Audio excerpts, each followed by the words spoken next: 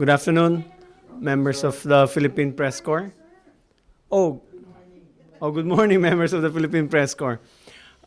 This morning we had a meetings with two bilateral talks with two countries, Singapore and Chile, and we've asked the Secretary of Foreign Affairs, the Secretary of Energy, the Secretary of Finance, and the NEDA Director General to be with us so to give you details on the various briefings, bilats. So without further ado, may I ask Secretary of Foreign Affairs, Albert De Rosario, to give us a briefing on the two bilaterals.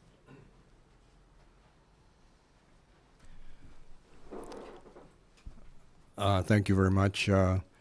There were, as indicated, two bilaterals which the President had held this morning.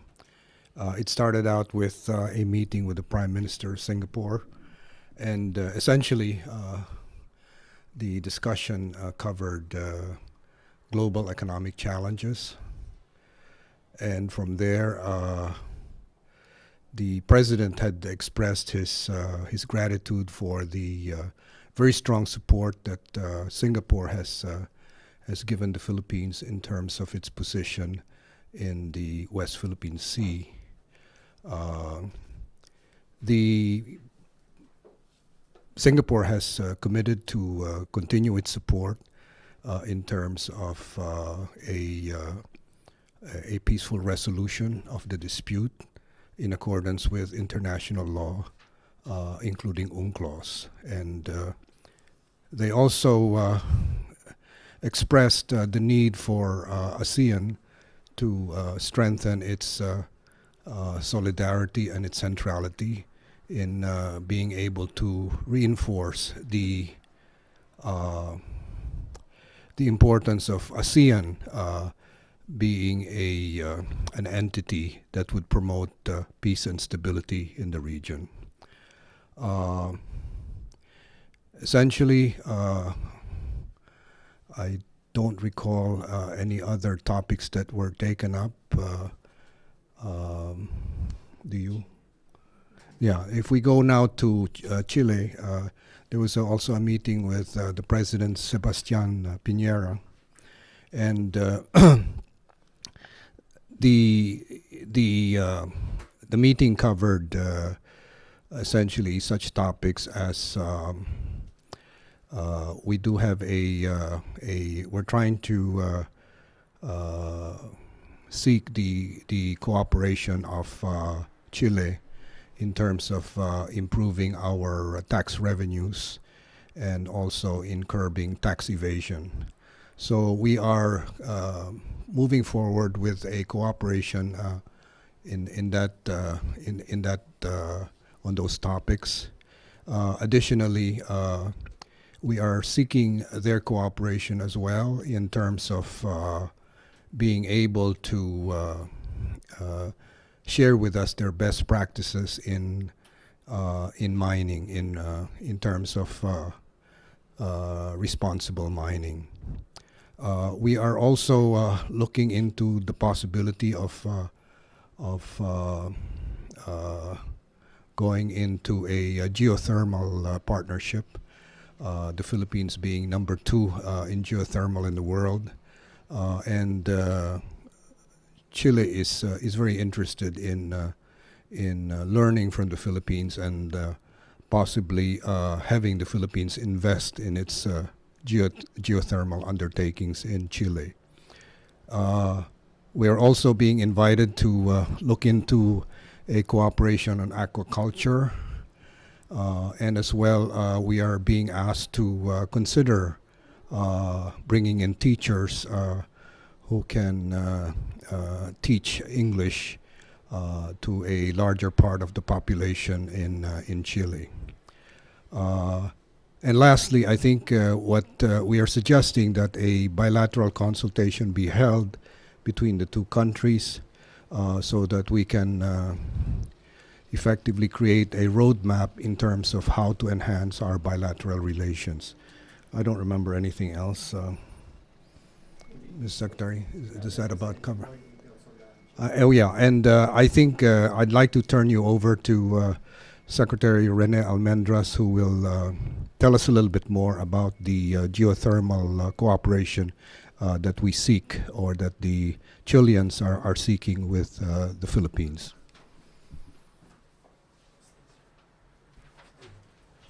Thank you, Mr. Secretary. We were quite half surprised that the President of Chile actually raised the issue of geothermal.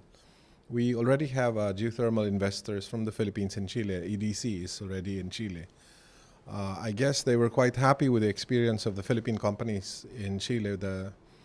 The President basically requested that we increase the number of, or the volume of investments and interaction between the Philippine companies or the Philippine government and the Chilean government regarding geothermal. One of the discussions was that he was quite surprised that our geothermal developments in the Philippines are already fully privatized. In Chile, they're still looking at a significant government role. And it was agreed that we will expand the relationship. We are going to be sharing with them some of the frameworks or the structures that we have developed in the Philippines that has become very encouraging for private companies to go into geothermal. It's something that they were quite surprised about. On the sidelines, I had a good chat with the Minister of Foreign Affairs. They wanted to immediately start the discussions. They were quite impressed of the private sector involvement, because they said they were having difficulties doing that there in Chile. So we promised to help them with the framework, with the regulatory framework, and some of the things that we have done to encourage such investments. The interest mainly is because they do have a lot of geothermal potential, but as I mentioned to them on the sidelines, it becomes quite a challenge for geothermal development is almost as the risk is at the level of oil and gas. So that's something that we will be working with them. As a matter of fact, next week, immediately, the Foreign Affairs Minister of Chile told me that he was going to instruct the ambassador of Chile to the Philippines to see me immediately next week, because they would really like to start the initiatives as soon as possible. I think the other discussions that were being developed was really the intention of bringing more Filipino awareness to opportunities in Chile, and likewise. So I guess we can take questions to this. Well, yeah, that was the whole point, was to frame a whole cooperation framework. What I felt during that bilateral was there was a really very strong interest of Chile to become closer to the Philippines in every aspect, and in any aspect of the relationship that we can develop. I think Secretary Purisima can brief you on the tax discussions, because there was also a significant portion of the bilateral on the tax issues. So I'll turn you over to Secretary Purisima.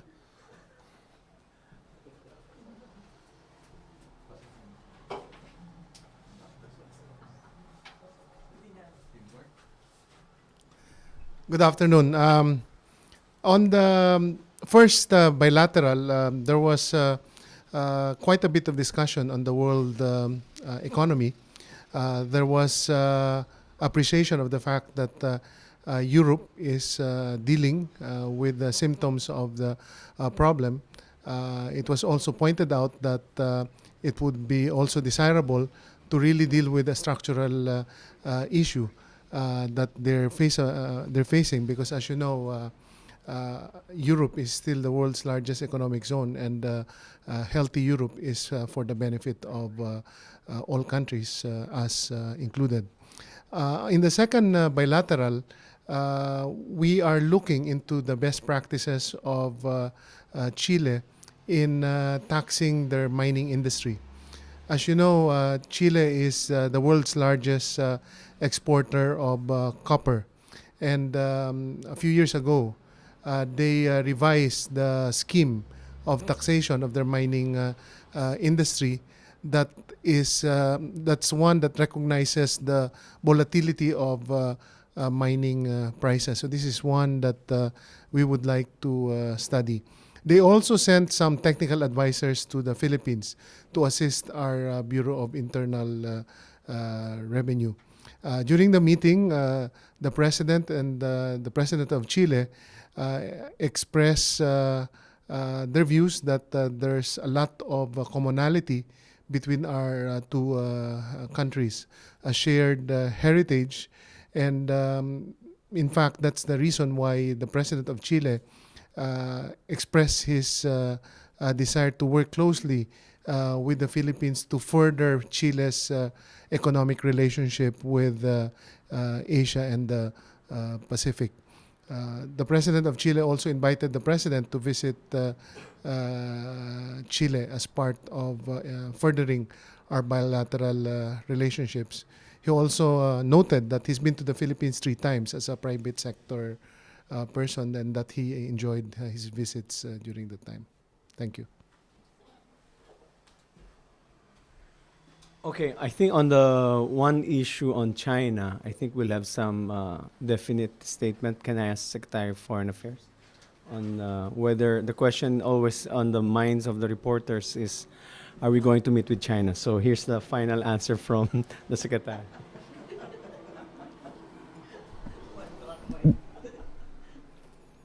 Yeah. Are there any questions? Yes. Yes, Secretary, is the President going to meet with President Hu Jintao? Has the meeting been finalized? Yes, the format has been finalized. We're still awaiting for a final date and time as to when the meeting will take place. But it will take place, sir. It will take place. Sir, it would appear that the schedule of the president is so packed and you're already leaving tomorrow afternoon. So is there going to be an extension of the time that he's supposed to leave, or it's going to be squeezed within the schedule, the time that he'll be here? No, I think the meeting will be made to happen in accordance with the current schedule of the president. It will happen. Will that take place today, sir, or tomorrow? I'm not sure. The parties that are responsible for setting up the meeting are still in discussion. But the meeting will take place, as I said, and it's a matter of setting the schedule. It'll be either today or tomorrow. Well, today is already half of the day is gone, so perhaps tomorrow. It's not going to be a pull aside, sir. It's going to be sit down formal. I think that a reasonable time will be allocated for the meeting. Thank you. Sir, is there a pre-agreed agenda already for the talks, or it will be up to the two leaders? No, there is no pre-agreed agenda. But of course, I guess what everyone expects is that the issue of the West Philippine Sea will be raised by either leader. Yeah, I think I'm fairly sure that it will be. It's a subject that's difficult to avoid in a discussion between the Philippines and China. Is there anything else that ought to be discussed by the two leaders? In the recent past, there has been some issue about the bananas. And Well, in answer to your question, I think that without preempting the discussion between the two presidents, I'd like to ask you to recall that in their last meeting, when the president was invited for a state visit to China, there was an agreement that the disputes in the South China Sea are not the sum total of the relations, and what we'd like to happen is we'd like to go back to that agreement, which essentially states that both leaders will try to move forward the bilateral agenda and abstract the contentious issues and deal with that separately. And if you recall, out of that meeting, to be able to give substance to the intention, there were targets set, for example, for economic performance in terms of trade, in terms of tourism.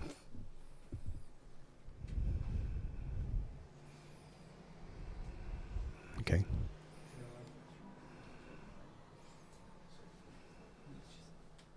Thank you. We have Secretary Greg Domingo here to also speak about the bailout that just occurred this morning, especially with the Chile. Secretary Domingo. And also since he's been here since the 2nd of September, maybe he'd like to brief reporters. Come here.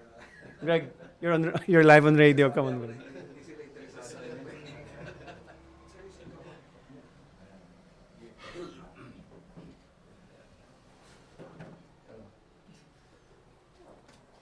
Better if you just ask questions siguro. If any.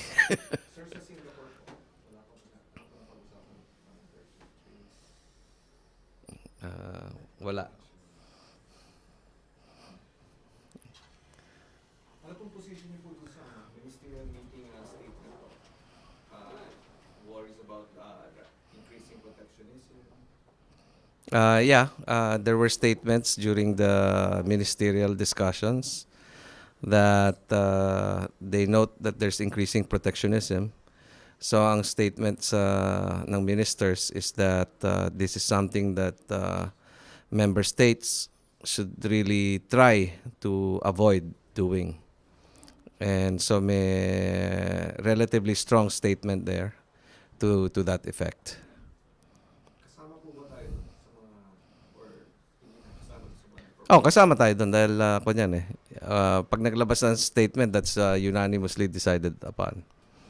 about the countries increasing protection? Ah. Are we among those? Hindi naman tayo. Steady lang naman tayo. Hindi tayo nagro-roll back ng tariff. As far as we're concerned, we really didn't put up any non-tariff measures or barriers. And I think medyo tayo ngayon good behavior tayo. So what's the general mood, sir, about the global economy, considering that China's economy is weakening, bagsak po yung sales? Yeah, so there's concern around the table that the weakness being experienced in Europe, in particular, also in the US, and a little bit of a slowdown in China. We can't call China weakness, no, because they're still growing at above 7%.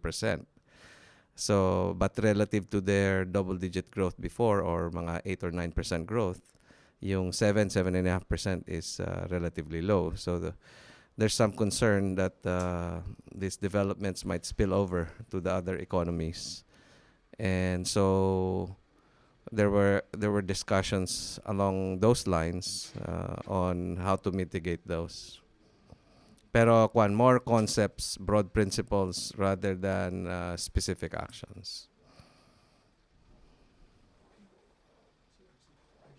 Okay, RC, your turn. Hindi, nag-lunch ka. Ito yung bayad mo sa lunch mo. Good afternoon.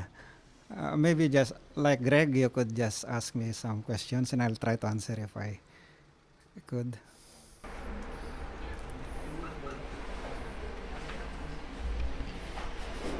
Sir, siguro yung parang how would the discussions here in APEC affect the Filipino people? Ano yung significance po ng mga na-discuss dito sa ekonomiya natin, sa Filipino people? Well, it has strong significance for us because, as you know, our economy is tightly now integrated with most of these countries, particularly the major players in APEC, in terms of investment, even labor, remittances, tourism, capital flows, and so on. So it is in our interest to see that the economies in APEC will grow strongly, will continue to grow strongly, because that will have a positive impact on us, and particularly with respect to access of our exports to these countries. Ano po yung mga interest na pinush ng Philippines dito sa 2012? We are pushing as Secretary Greg just mentioned, for expanded trade. We want to make sure that our partners will not take a protectionist stance in relation to trade, even in the wake of the current euro crisis and the slowdown of some countries like China. We want to we are espousing the position that we need to solve the problems that are facing our domestic economies in ways that will not curtail expansion of trade.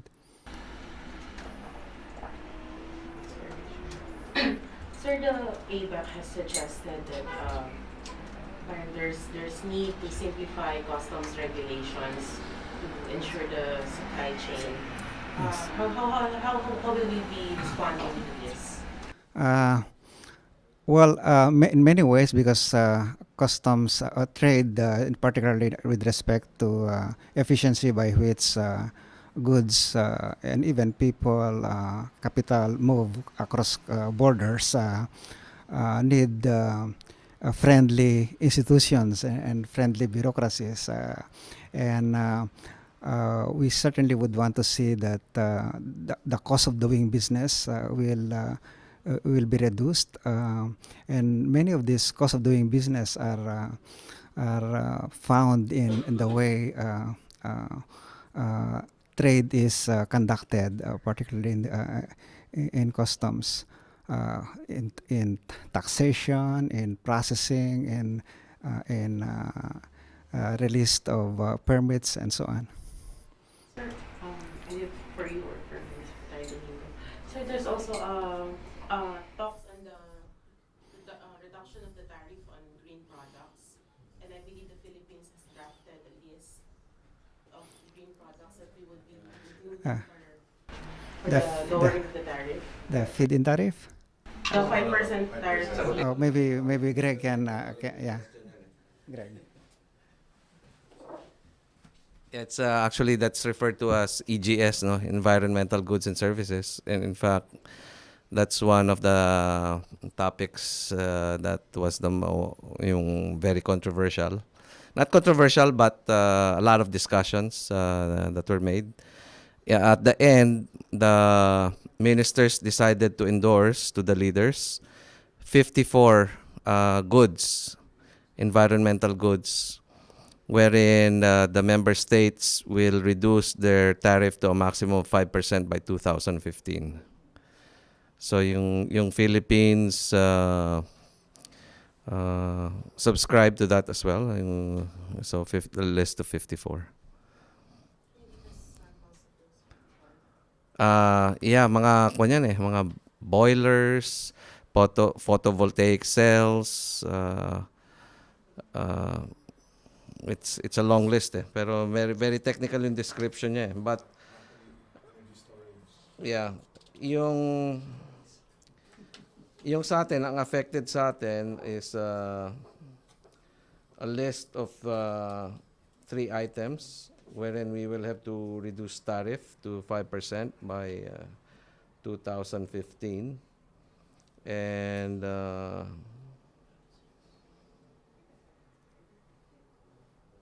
those 3 products are boilers and condensers, waste incinerators, and water purifiers. On the other hand, there were 8 items of interest that were included in those list of 54, wherein we will benefit for our export products. No, these are the PV cells or solar cells, parts of solar water heaters and solar inverters, parts of filtering machines, machines for wastewater management, air quality monitors, and automatic voltage regulators for renewable energy applications.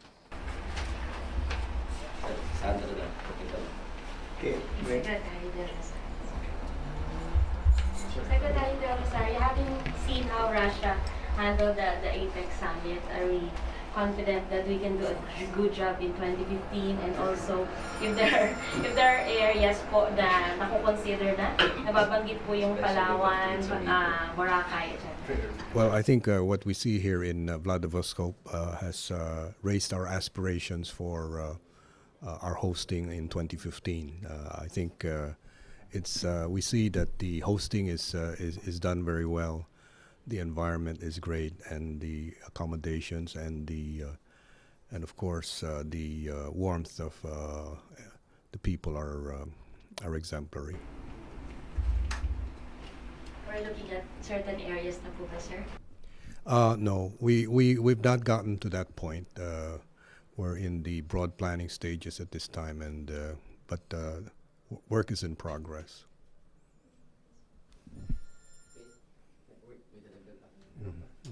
Si Secretary Almendras may pag-usapan sa APEC statement on energy. One of the major topics in this APEC is called the APEC Energy Security Agreements, which all of the leaders will be signing tomorrow.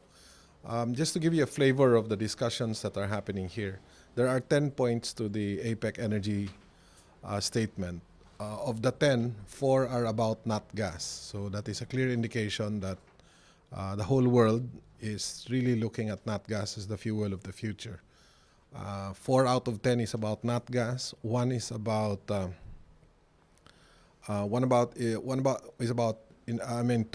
of the points is about civilian use or peaceful use of nuclear, including new safety standards for nuclear use for APEC member countries.